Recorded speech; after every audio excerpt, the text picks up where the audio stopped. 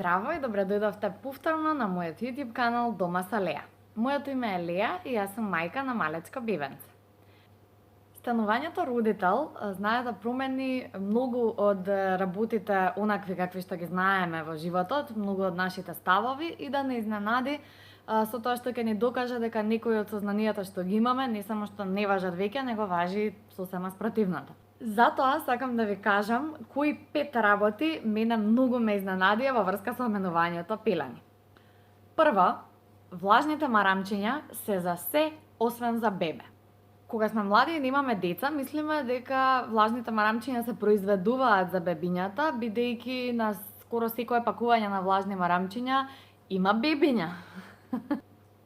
Но фактот дека за личната хигиена на бебинцата, посебно за новороденчињата, не се препорачани влажни марамчиња.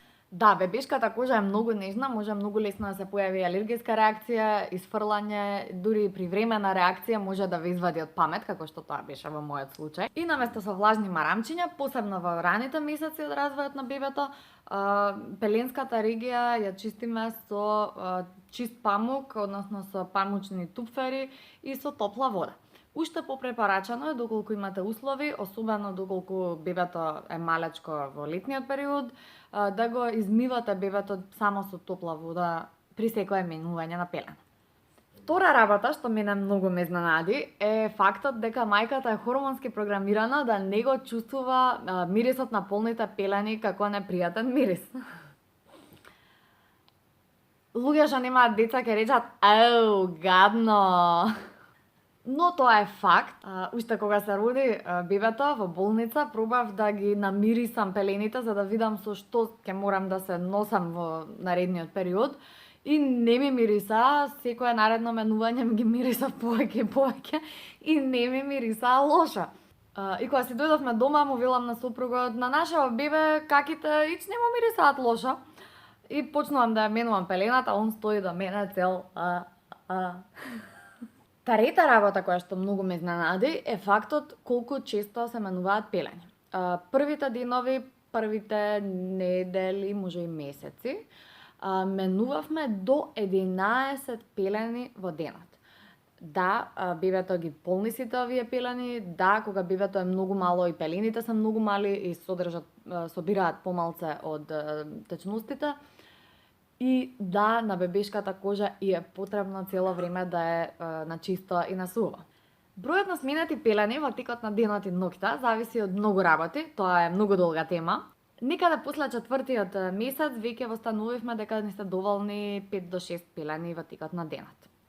Причина за ова и воедно 4-тата работа која што многу ме изненади во врска со пелените е така наречената ноќна пелена. Многу е препорачано на бебињата кога ќе надминат одредена возраст, обично после 1 или 2 месеци возраст, да не им се менува пелена во текот на ноќта. Значи последната пелена која што ја ставате, откако бебето ќе се избања, ќе се најаде или што и да е вашата вечерна рутина со бебето, откако ќе го легнете, не ја менувате пелената до следното утро. Ова во почеток може да ви звучи нехигиенски, посебно ако менувате 4-5 пелени во текот на ноќта, во првите недели од животот на бебето, но е чекор кон навикнување на бебето да не ги прави дневните активности во текот на ноќта, односно си олеснувате подоцна кога ќе бидете во состојба да го навикнете бебето да спие подолг период во текот на ноќта без станување. Токму оваа навика ќе биде основа за таквиот успех на вашето малечко и среќата на вашето семејство ноќе. И пета и најважна работа е дека менувањето пелени е време за нежност и за забава. Воопшто не е досадна, одбивна или работа која што радо би ја препуштила на некој друг.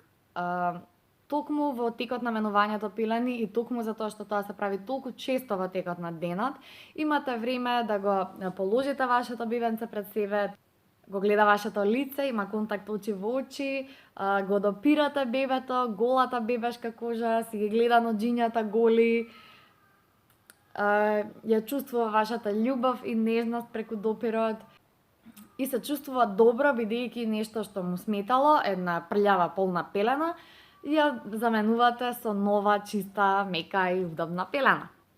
Бонус изненадувања се инцидентите кои што може да се случат. Не мислам на протечани пелени, мислам на експлозивни ситуации во кои што пелената не може да задржи најголем дел од тоа што треба да го задржи.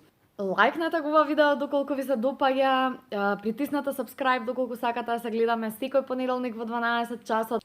Споделете го ова видео со жени за кои се грижите, ставете го во Viber групи за вашите пријателки да се изнасмеат, пишете во коментари што ви се допадна, што не ви се допадна и кои беа вашите изненадувања кога прв пат станавте мајка. Се гледаме! Поздрав!